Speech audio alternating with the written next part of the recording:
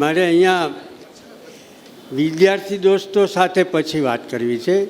ગુરુજીઓ જે બેઠા છે, મેનેજમેન્ટના જે મિત્રો બેઠા છે, એમની સાથે વાત કરવી છે. સર, એક સર્વે આવ્યો છે. એક સર્વે એવો આવ્યો છે કે આપણે કોલેજ સુધી ભણીએ છીએ એમાંથી 80% કોઈની કામ આવતું જ નથી.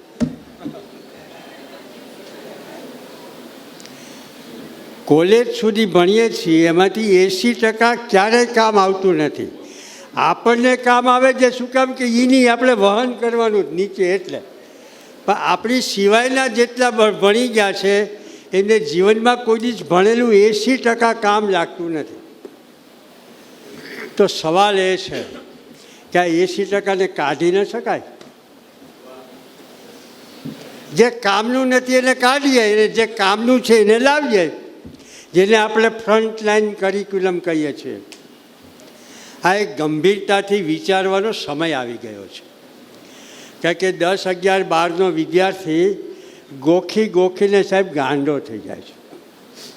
એ ગોખેલું પાછું એને કામ આવવાનું નથી, સિવાય કે જે ઉપલા 10% જે એને કામ આવે છે. પણ 90%ને ગોખાવીને આપણે એટલું મોટું પાપ કરી રહ્યા છીએ કે આપઘાત કરે છે, એ માનસિક તણાવમાં આવી જાય છે.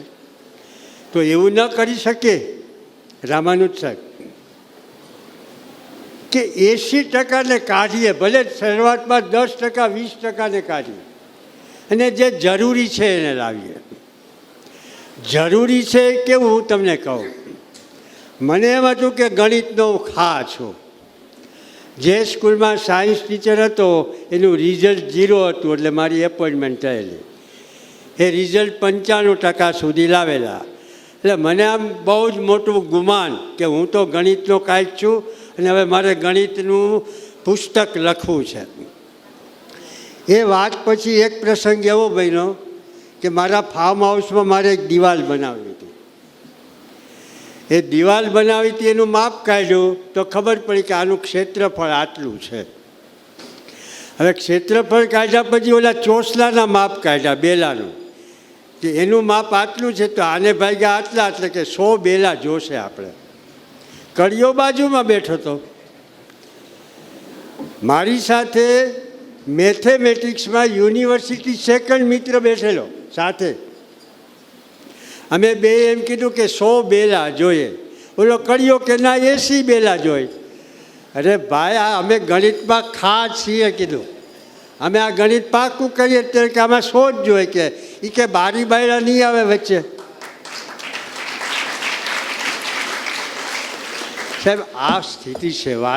ગણિતને વાસ્તવિક સ્થિતિ ઉપર મૂકવાની જરૂર છે. અને એમાં ખાસ કરીને 7, 8, 9 ધોરણ સુધી તો એ સિવાય કશું જ નહીં. જીવનમાં ઉપયોગી છે એ જ મૂકો, અને પછી જે થિંકિંગ પ્રોસેસવાળું જે તર્ક ઉપર જવું છે એ પછી ઉપલા ધોરણમાં મૂકીએ. આવું નહીં કરવું જોઈએ. આ કરવાનો સમય આવી ગયો છે. આપ જેવા બધા લીડ કરશો તો ગાંધીનગર જાગશે, બાકી ગાંધીનગર જાગે એવી કોઈની તાકાત નથી. સાહેબ, અમારે અહીં એક ડીડીઓ સાહેબ આવ્યા એટલે હું આ 2 દિવસથી ફરિયાદ સાંભળું. ડીડીઓ સાહેબ શિક્ષકોને ગાળો બોલે છે. આવું ક્યાંય સાંભળ્યું છે? એ ભણ્યા તો હશે ને, એનો અર્થ એમ કે ભણતર કાચું છે ને. ભણતર કાચું છે ને. ભણતરમાં ક્યાંક તણાવ ઊભો થાય છે ને. ભણતર પેલું આપઘાત લાવે છે ને. ભણતર ખોટા શબ્દો બોલતા કરે છે ને. આ ભણતરને બદલાવ લાવવાની જરૂર છે. એનો પાયો એક જ છે, 80% નકામું છે ને કાઢો એક વખત, એટલે જે ઉપયોગી છે એને લાવો. બસ ભગવાનને પ્રાર્થના કરીએ કે આપણી આ પ્રાર્થના સાંભળે. અને હું તો તલવાર પ્રાણાયામ કરીશ આની માટે. હા, થેન્ક યુ.